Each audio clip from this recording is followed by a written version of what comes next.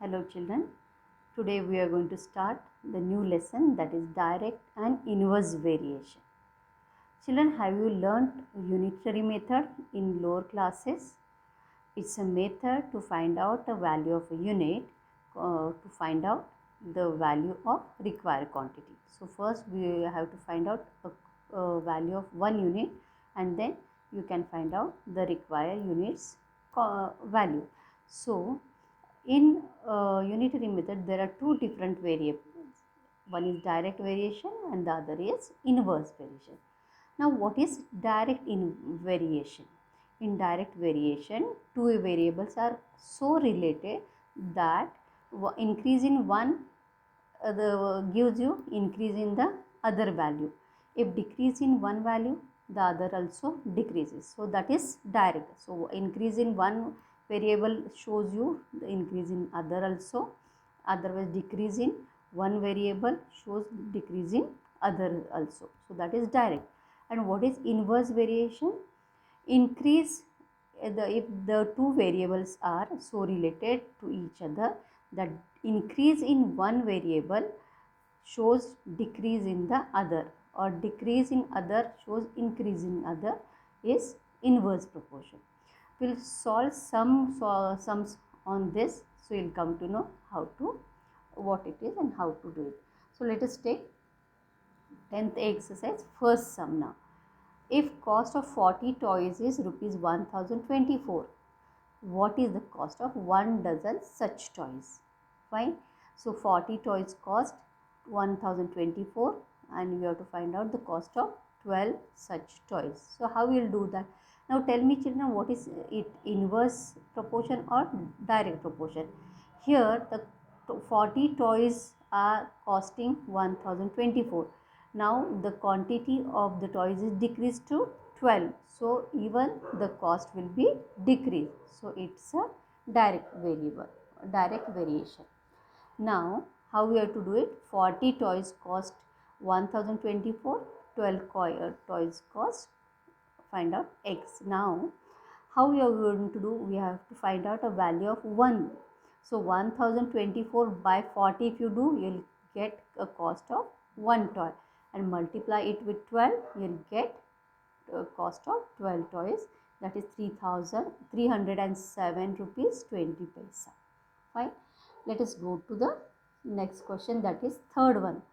If 50 pencils can bought for rupees 120, how many pencils can be bought in rupees 108? So if you are paying 120 rupees, you will get 50 pencil. If you are paying 108 rupees, the number is going to increase or decrease? The number of pencil is going to decrease, because you are paying less, you will get less. So it is also a direct variation. Now 120 rupees, 50 pencil you will get, 108 rupees, how many? So 50 by 180 if you do, you will get cost of 1, and then into 108 if you do 45 pencils, you will get in 108 rupees. Next question. 15 men can do a piece of work in 36 hours. How many men will require to finish the work in 20 hours? Now, in 36 hours, 15 men are working.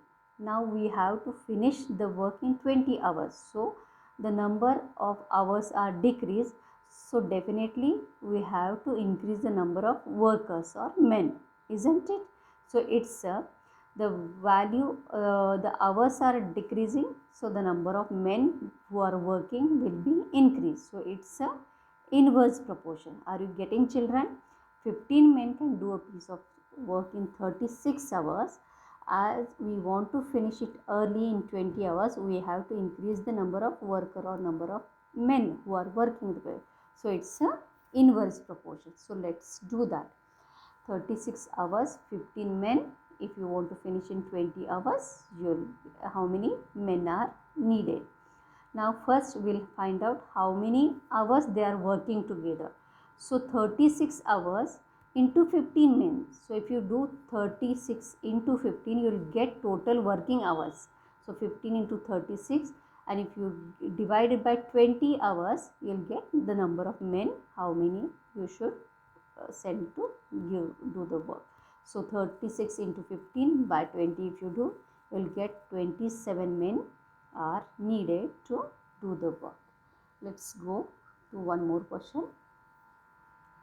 In a zoo, 28 parrots consume 7,420 grams of nuts in a day.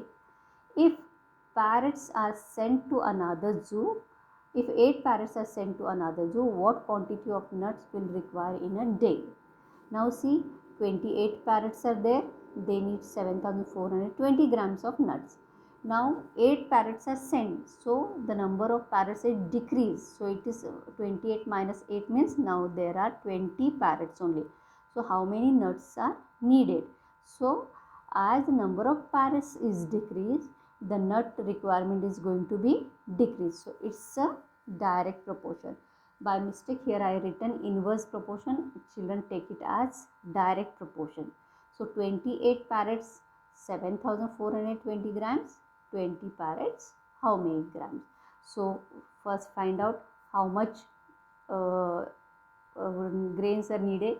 So 7,420 divided by 28 if you do, you will get how much each parrot is consuming, and then multiply it with 20, you will get how much grains or how much nuts are needed to 20.